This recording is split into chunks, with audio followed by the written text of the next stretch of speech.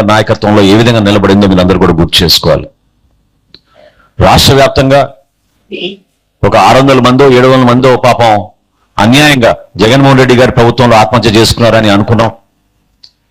ప్రతి కుటుంబానికి ₹1,00,000 ఆర్థిక సాయం ఇద్దామని పవన్ కళ్యాణ్ గారు ఉగాది రోజు ప్రకటిస్తే ఆయన తన సొంత నిధులతోటి ₹5 కోట్ల విరాళం ఇచ్చి కార్యక్రమాన్ని ఆ రోజు ప్రారంభించారు. ఎంతో మంది మన ఎన్ఆర్ఐ సోదరులు, మన భారతదేశంలో ఉన్న మన జనసేన పార్టీ సపోర్టర్స్, నాయకులు అందరూ ముందుకొచ్చి ప్రతి నియోజకవర్గాల నుంచి కూడా ముందుకొచ్చి చెక్కులు ఇచ్చి ఈ కార్యక్రమాన్ని మన ప్రజల్లో తీసుకెళ్దామని ఒక నమ్మకంతో నిలబడ్డారు.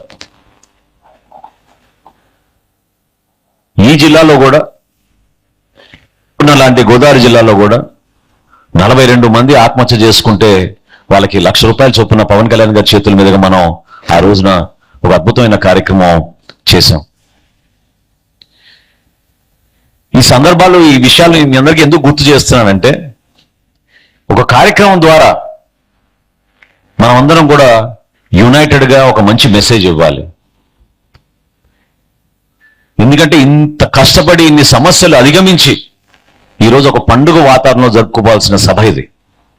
గర్వంగా జరుపుకోవాల్సిన సభ, విజయం సాధించిన సభ ఇది. ఒక అద్భుతమైన రాష్ట్రానికి ఉప ముఖ్యమంత్రిగా పవన్ కళ్యాణ్ గారు అందిస్తున్న సేవల్ని గుర్తిస్తూ మనందరం కూడా పార్టీని ముందుకు తీసుకెళ్లాల్సిన సభ ఇది. ప్రతి జన సైనికుడు, ప్రతి వీర మహిళ గర్వపడే విధంగా నిర్వహించాల్సిన సభ ఇది. రాష్ట్ర ప్రజలు చూసి ఎస్, జనసేన పార్టీనే ఫ్యూచర్ మనకి ఆంధ్రప్రదేశ్ అనే నమ్మకం కలిగించే విధంగా మనం తీసుకెళ్లాలి ఈ సభని. అటువంటి ఆలోచన విధానం మనలో ఉంది, అట్లా కష్టపడే మనస్తత్వం మనలో ఉంది. ఎక్కడైనా చూసామో చెప్పండి, సొంతంగా 2 లీటర్లు పెట్రోల్ పోసుకుని 2 జెండాలు కట్టుకుని మీటింగ్ అనగానే ఉదయం నుంచి సాయంత్రం వరకు పనులు కూడా మానేసుకుని లక్షల సంఖ్యలో మన జన సైనికులు ఏ విధంగా వస్తారో మీరు చూశారు. ఇళ్లలో పాపం ఎన్నో కష్టాలు ఎదుర్కొని బిడ్డల్ని చూసుకుని, భర్తల్ని చూసుకుని పవన్ కళ్యాణ్ గారి కోసం, పార్టీ కోసం వీర మహిళలనే మాట వినిపించుకోవడానికి అహర్నిశలు కృషి చేస్తున్న మన వీర మహిళలు ఏ విధంగా పార్టీ కార్యక్రమంలో పాల్గొంటారో మీరు అందరూ చూశారు.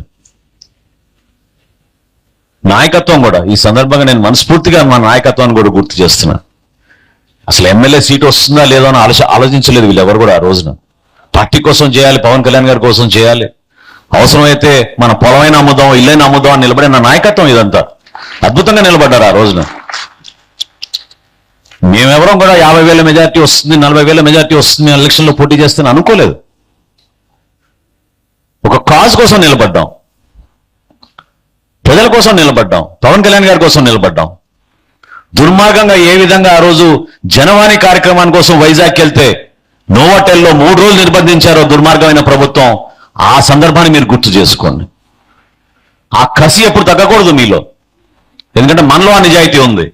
మనం నిలబడింది మన ప్రజల కోసం, మనం నిలబడింది ప్రభుత్వాన్ని ప్రశ్నించి సమస్యలపైన పోరాటం చేస్తాం, సామాన్యులకి అండగా నిలబడదామని చెప్పి మనం చేస్తున్న ఈ ప్రయాణంలో కావాలని అనేక సందర్భాల్లో మనం అవమానపరిచారు.